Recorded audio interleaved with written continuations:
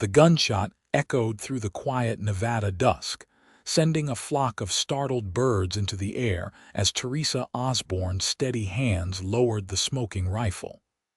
Another rattlesnake dead, another threat to her children eliminated. At 32, the widow had become accustomed to handling such dangers alone since her husband's death 3 years prior. Their small ranch outside Las Vegas, Nevada wasn't much, but in 1879, it was all she had left for herself and her 5 children. "Mama," called 8-year-old Emily from the porch of their modest homestead. "Riders coming." Teresa squinted against the setting sun, making out 2 figures on horseback approaching from the east. Visitors were rare this far from town, especially as daylight waned. She quickly reloaded her rifle, not taking chances. "Children inside," she called firmly. "Lock the door behind you."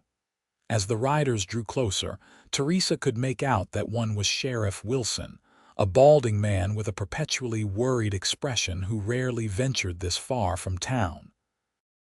The other was a stranger, tall, broad-shouldered, with a worn leather hat pulled low over his eyes.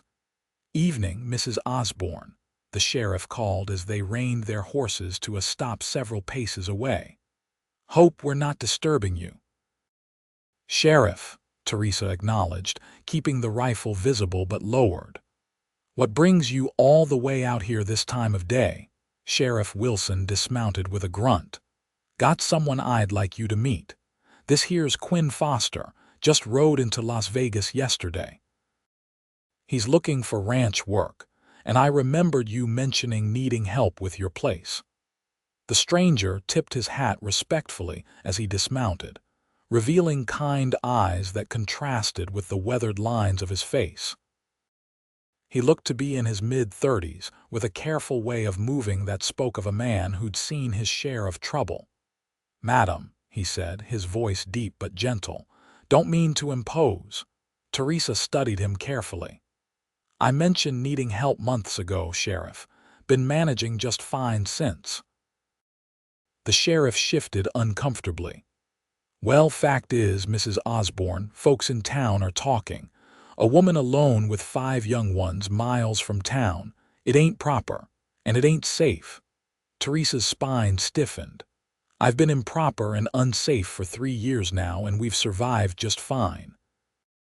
Quinn Foster cleared his throat. "If I may, madam, I'm not looking for charity. I'm a hard worker, good with horses, decent with a plow, been working ranches since I was 14. I can sleep in the barn, keep to myself. Just need honest work and a place to stay for a spell." Before Teresa could respond, the front door creaked open, and 5 curious faces peered out despite her instructions to stay inside. "Mama, who are they?" asked 12-year-old Daniel, the oldest of her brood. "Daniel, take your siblings back inside," Teresa instructed, but it was too late. All 5 children had spilled onto the porch, staring openly at the visitors. Teresa sighed, knowing she was fighting a losing battle. With a resigned gesture, she lowered her rifle completely. "Sheriff, Mr. Foster, these are my children. Daniel, Sarah, Emily, Jack, and little Thomas."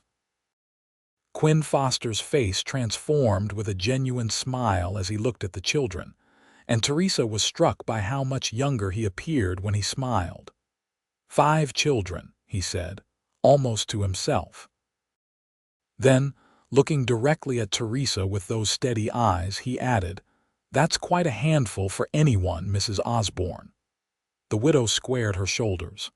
"I have 5 children," she stated simply, as if that explained everything about her determination. The cowboy smiled, the expression reaching his eyes with a warmth that caught Teresa off guard. "Then I have 5 reasons to stay," he said quietly, "if you'll have me." Something in his tone's sincerity without pity made Teresa pause. She'd turned away plenty of men since becoming a widow, some offering marriage, others offering less honorable arrangements. But none had looked at her children as anything other than burdens. Sheriff Wilson looked relieved. Foster comes with good references from the Mason Ranch over in Arizona Territory. Known the Masons for years, they wouldn't steer me wrong. Teresa hesitated, thinking of all the work that needed doing. The fence on the north pasture needed mending. The roof leaked during the last rain. The vegetable garden needed expanding if they were going to make it through winter. And harvest season was approaching fast. 1 month, she finally said. Trial basis. You'll sleep in the barn, as you suggested. First sign of trouble, you're gone. Quinn nodded once, solemn. Yes, madam. That's fair. And I don't want the children bothering you while you're working. At this, Quinn's smile returned faintly. Children don't bother me, Mrs. Osborne, but I respect your rules. As the sun disappeared behind the mountains, casting long shadows across the Nevada terrain, Teresa Osborne couldn't have known how significantly her life would change with those simple words of agreement. Quinn Foster proved himself useful from the first day. He was up before dawn, tending to the horses and livestock before Teresa even had breakfast on the table. By the end of the first week, he'd repaired the leaking roof, reinforced the chicken coop against coyotes, and started on the north fence. The children watched him constantly, fascinated by this quiet man who worked from sunrise to sunset without complaint. 10-year-old Sarah followed him around the barn, asking endless questions about the horses. Jack, at 6, wanted to learn how to rope, and Quinn patiently taught him using a small practice loop. Even 4-year-old Thomas, normally shy with strangers, would toddle after Quinn when Teresa wasn't looking. Only Daniel remained suspicious, watching Quinn with wary eyes. He's just trying to win you over, Daniel told Teresa one night as they washed dishes together after the younger children were in bed. He wants the ranch. That's enough, Daniel, Teresa said firmly. Mr. Foster has been nothing but respectful and hardworking. That's how they start, Daniel insisted. Pastor Williams said men are circling widows like vultures these days, looking to get their hands on good land. Teresa set down the plate she was drying. Daniel, I understand you're trying to protect us, but you're 12 years old. It's not your job to worry about these things. Pa would want me to, he said stubbornly. Teresa sighed, pulling her eldest son into a rare hug. Your pa would want you to be a boy while you can. Mr. Foster is here to help with the work that's too much for us. Nothing more. But as the days passed, Teresa found herself watching Quinn when he didn't notice. The gentle way he explained things to the children. How he always asked permission before making changes to the ranch. The respect in his voice when he spoke to her, treating her as the owner of the property, never questioning her decisions. One evening, nearly 2 weeks after his arrival, Teresa found Quinn sitting on a stump outside the barn, whittling a small wooden horse by lantern light. You should rest, she said, startling him slightly. You've been working since before dawn, Quinn smiled, setting aside his carving. Can't sleep much anyway. Figured I might as well make something for little Thomas. Boy loves horses. Teresa sat on a nearby crate, suddenly aware that this was the first time they'd been alone together. You're good with children. Had younger siblings, he said simply. 5 of us total. I was second oldest. Where are they now? She asked. A shadow crossed his face. Lost my parents and youngest sister to typhoid in '66. Brother Wyatt fell at Gettysburg. Sister Abigail married a banker in San Francisco. Haven't seen her in years. I'm sorry, Teresa said quietly. War took my brothers too, one at Shiloh, one at Cold Harbor. They sat in companionable silence for a moment, the desert night cool around them. Your Daniel doesn't trust me, Quinn finally said. Teresa wasn't surprised he'd noticed. Daniel took his father's death the hardest. He's appointed himself the man of the family. He's a good boy. Protective. Smart. Too smart sometimes, Teresa agreed. Sees too much. Quinn nodded, picking up his whittling again. My father used to say that trust has to be earned drop by drop but can be spilled in a bucket. I don't mind earning it. Teresa studied him in the lantern light, trying to reconcile this thoughtful man with her initial wariness. Why did you really come here, Mr. Foster? Las Vegas isn't exactly on the main trail. His hand stilled on the carving. Running, I suppose. Not from the law, he added quickly, seeing her expression. From memories, maybe. I was engaged once back in Kansas. Elizabeth. She died of pneumonia winter before last. Couldn't stay there anymore with all the reminders. The simple honesty of his answer caught Teresa off guard. I understand that feeling, she said softly. After my husband died, everything reminded me of him, still does sometimes. Does it get easier? He asked, vulnerability momentarily visible in his eyes. Different, not easier, Teresa answered truthfully. You build a life around the empty spaces. Quinn nodded slowly. That's what I'm trying to do, I suppose, find new spaces to fill. The moment stretched between them, unexpectedly intimate until Teresa stood abruptly. It's getting late. Good night, Mr. Foster. Good night, Mrs. Osborne, he replied, returning to his carving as Teresa walked back to the house, unsettled by the strange fluttering in her chest. The following days brought a rhythm to the ranch that Teresa hadn't experienced since before her husband's death. Quinn worked the fields during the day, helped with evening chores, and sometimes joined them for supper when Teresa insisted he shouldn't eat alone in the barn. The children, except for Daniel, had fully accepted Quinn's presence. Even little Thomas now called for Mr. Quinn when he skinned his knee or found an interesting bug. Sarah begged Quinn to teach her to ride properly, and Jack proudly showed off his improving roping skills.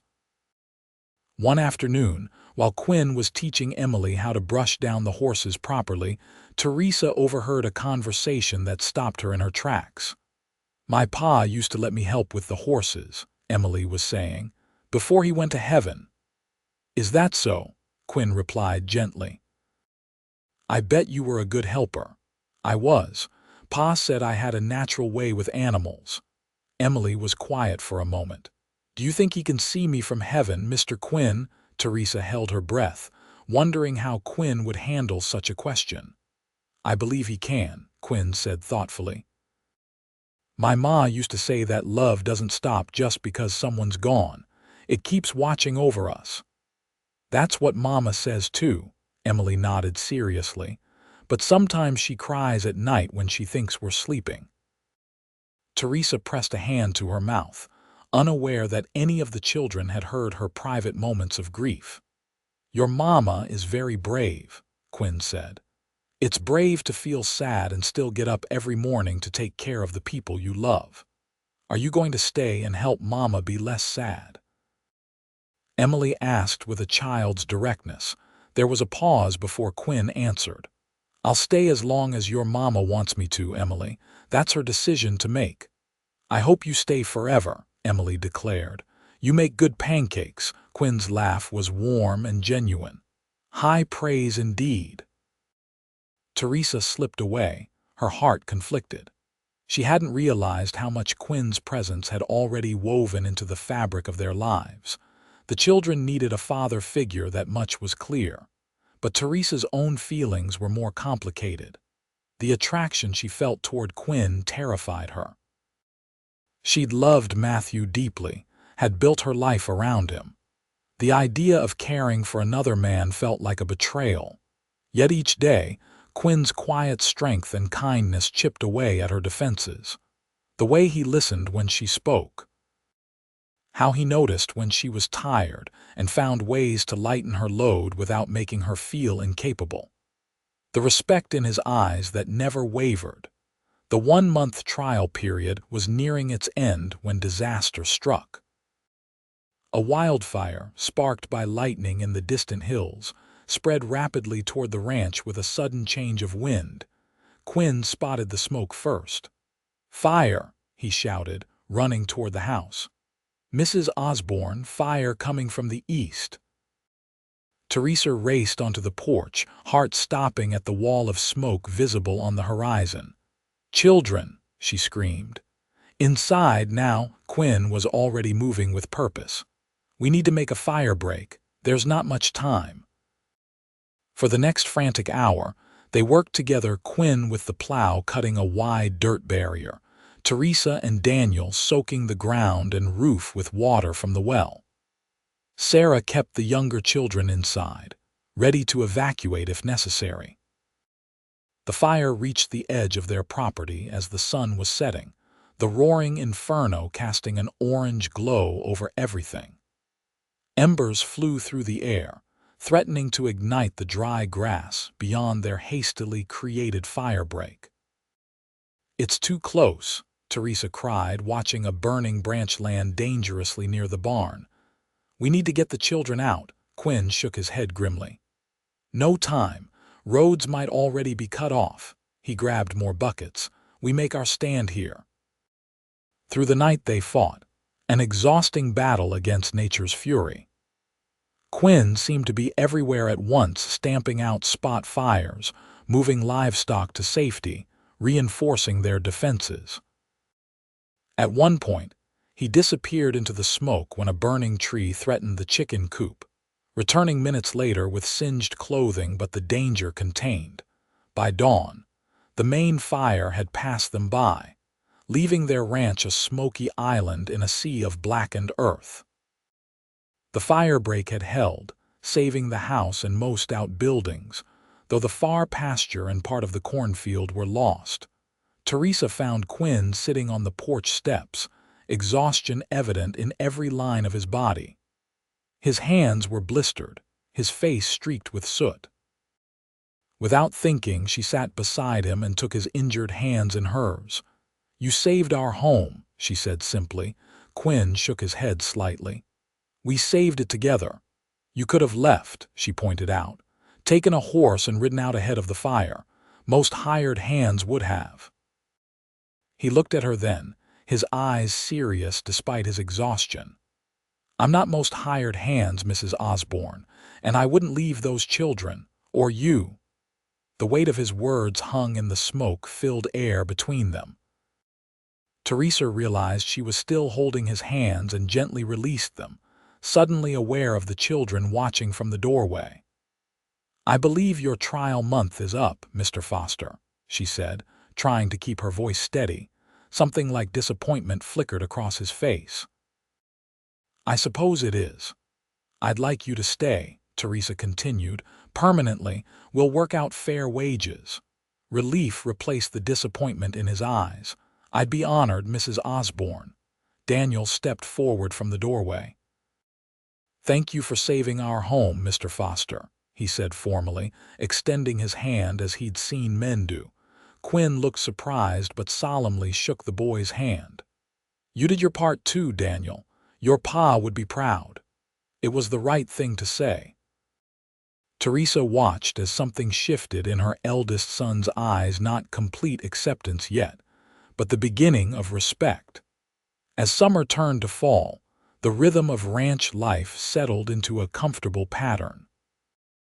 Quinn moved from the barn to a small cabin he built himself at the edge of the property, giving him more privacy while keeping him close enough to help with daily chores.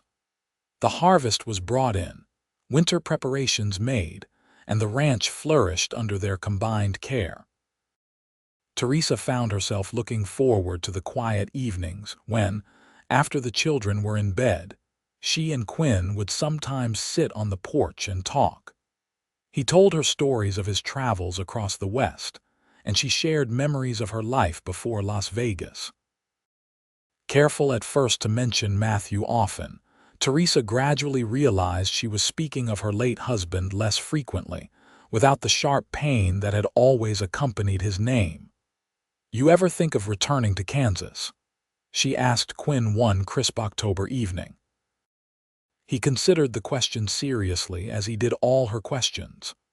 "Not anymore," he finally said. "Nothing there for me now, and here?" she asked, surprising herself with her boldness. Quinn looked at her directly. Here I have purpose, people who matter to me." The words hung between them, laden with unspoken meaning. Teresa found herself unable to hold his gaze and looked out across the darkened ranch instead. "The children have grown very attached to you," she said softly. "And I to them," he replied. After a pause, he added, "Not just the children, Teresa." It was the first time he had used her given name, and the sound of it in his deep voice sent an unexpected warmth through her. "Quinn," she began, uncertain what she meant to say. Their conversation was interrupted by Sarah calling from inside the house. "Mama, Thomas is crying. I think he had a nightmare." Teresa stood quickly. "I should go." Quinn nodded, understanding as always. "Good night, Teresa." As she tended to Thomas, rocking the small boy back to sleep, Teresa's mind kept returning to the man sitting alone on her porch. The feelings growing inside her were undeniable, yet terrifying. Loving again hadn't been part of her plan for survival. November brought unexpected snow to the Nevada desert, earlier than usual. The children were delighted, playing in the rare white blanket that transformed their world. Quinn taught them to build a proper snowman, something they'd never done before. Teresa watched from the window as Quinn lifted little Thomas to place a carrot nose on their creation, the other children laughing and throwing snowballs at each other. The scene brought tears to her eyes, happiness mingled with the bittersweet knowledge that Matthew should have been the one teaching these things. That evening, Daniel found her alone in the kitchen, crying quietly as she kneaded bread dough with more force than necessary. "Are you sad about Pa?" he asked directly in the way of children. Teresa wiped her eyes with her sleeve. "A little. Seeing you all playing in the snow, he would have enjoyed that." Daniel was quiet for a moment. "I think Mr. Quinn is sweet on you, Mama." The simple statement caught Teresa off guard. "What makes you say that?" "The way he looks at you when you're not watching," Daniel said matter-of-factly. "Like Pa used to." Teresa's hands stilled in the dough. "And how would you feel about that if it were true?" Daniel considered the question with surprising maturity. "Pa wouldn't want you to be alone forever. He always said you were too special to not be loved." Tears threatened again. "When did you get so wise, Daniel Osborne?" "Mr. Quinn says I have an old soul," Daniel admitted. "He's been teaching me about the cattle, says I have a good eye for stock." Teresa hadn't known about these lessons, another example of how Quinn was quietly filling gaps in her children's lives. "And you're all right with that? Him teaching you things?" Daniel shrugged. "He doesn't try to be Pa, he's just Mr. Quinn, but he's good to us, makes you smile sometimes." The simple observation from her 12-year-old son gave Teresa more clarity than months of her own conflicted thoughts. The next morning, Teresa found Quinn in the barn, repairing a broken bridle. For a moment, she simply watched him work, his strong hands moving deftly with the leather. "Quinn," she said finally, her heart pounding. He looked up, smiling at the sight of her. "Good morning. Did you need something?" "Why did you really stay?" she asked directly. "The truth." Quinn set aside his work and stood, wiping his hands on his trousers. "I think you know." "I need to hear it," she insisted. He stepped closer, still maintaining a respectful distance. "From the moment I saw you standing there with that rifle, protecting your children, I recognized something in you: strength, determination, a heart that wouldn't quit despite the hardship." He paused. "I stayed because of the children at first. They needed help and you were too proud to ask for it. But I remain because of you, Teresa. Because each day I spend here makes me feel more alive than I've felt since Elizabeth died." Teresa took a shaky breath. "I'm afraid," she admitted. "Loving Matthew nearly broke me when I lost him. I never planned to risk that again." "I can't promise forever," Quinn said honestly. "No one can. But I can promise to cherish each day we might have, to love those children as my own, to respect the place Matthew will always hold in your heart."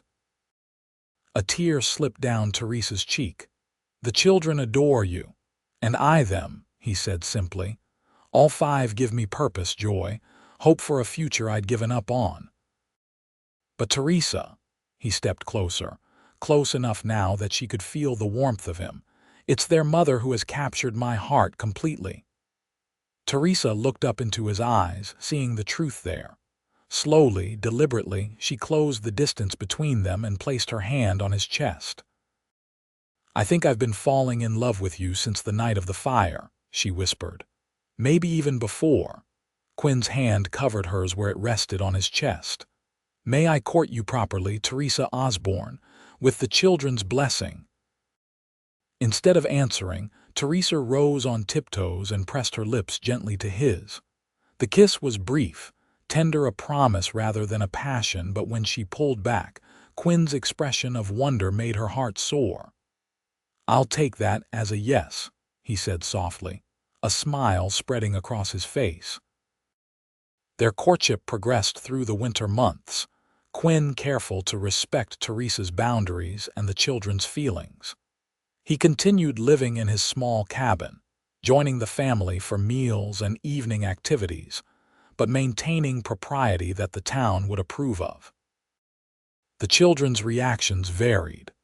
Sarah and Emily were openly delighted, Jack and Thomas accepting without much thought, while Daniel maintained a watchful but increasingly approving stance.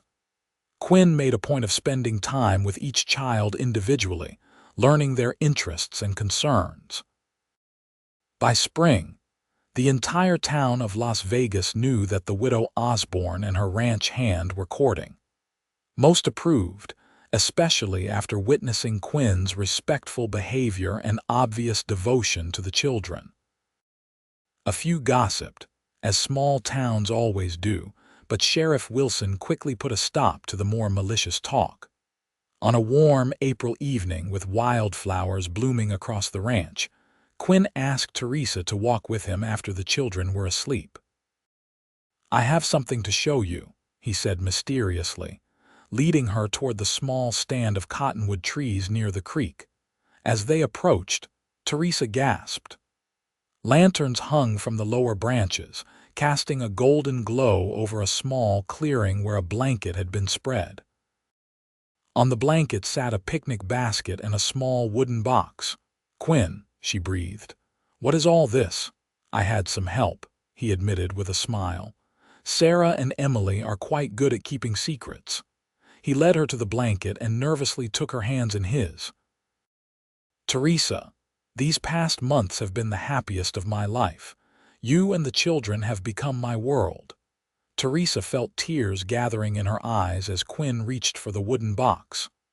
"I made this," he said, opening it to reveal a delicately carved wooden ring. "I know it's not gold or diamonds, but it's carved from the heartwood of this land, our land." "It's beautiful," Teresa whispered, touching the smooth surface reverently. "Teresa Osborne," Quinn said, his voice thick with emotion, "will you marry me? Let me be a father to your children, a partner to you for all the days we're given." "Yes," she answered without hesitation, letting the tears fall freely now. "Yes, Quinn, I will marry you." As he slipped the wooden ring onto her finger, Quinn's smile was radiant in the lantern light. "I promise I'll get you a proper ring in town." "No," Teresa said firmly, admiring the carved band. "This is perfect, made by your hands from our land. I couldn't ask for anything more meaningful." They shared a tender kiss beneath the cottonwood trees, sealing their promise to each other. When they finally broke apart, Teresa rested her head against Quinn's chest, listening to his steady heartbeat. "The children know I was asking you tonight," Quinn confessed. "I sought their permission first." Teresa laughed softly. "Of course you did. What did they say?" "Daniel asked if I would take good care of you. Sarah wanted to know if she could be a bridesmaid. Emily asked if they could call me Pa. Jack wanted to know if we'd have cake, and Thomas just wanted to know if I'd still tell him bedtime stories." "And what did you tell them?" Teresa asked. "Yes to all," Quinn said simply. though I told Daniel that I suspected you would be the one taking care of me most of the time." They were married in late May, with the entire town of Las Vegas turning out for the celebration. Sheriff Wilson stood as Quinn's best man, while all 5 children played special roles in the ceremony. Daniel proudly walked his mother down the aisle. Sarah and Emily scattered wildflower petals. Jack carried the rings on a small pillow, and Thomas, at 5 years old now, solemnly announced, "Here comes Mama," when Teresa appeared at the back of the church. As they exchanged vows, Teresa felt Matthew's memory as a gentle presence rather than a painful absence. She would always love him, always honor what they had shared, but her heart had expanded to embrace this new love, different but equally powerful. That night, after the celebration, Quinn carried Teresa over the threshold of the ranch house, now their home together. The children had been allowed to stay overnight with friends in town, giving the newlyweds a rare night of privacy. "Mrs. Foster," Quinn said softly, setting her down in the middle of the main room, which had been transformed with candles and flowers by the townswomen.